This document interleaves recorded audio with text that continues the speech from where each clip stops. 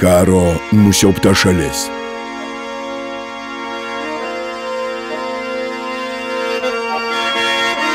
Valdžios išniekinti žmonės.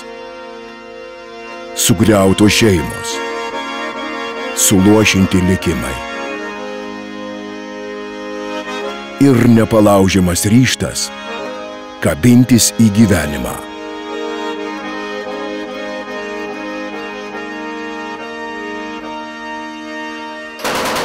Filmas sužavėjęs Europą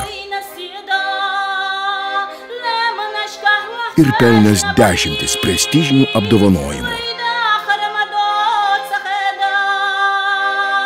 Filmas kalbantis apie tai, kas jaudina kiekvieną iš mūsų.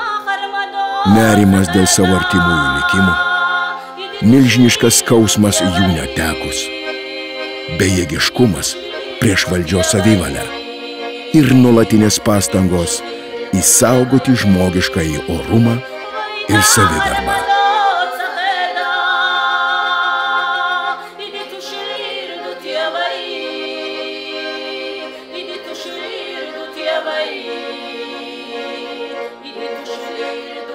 Režisierius Mantas Kvedaravičius ir pasaulinio garso kino kūrėjas Akis Kaurismakis pristato filmą Barzak. Kinuose nuo spalio 27.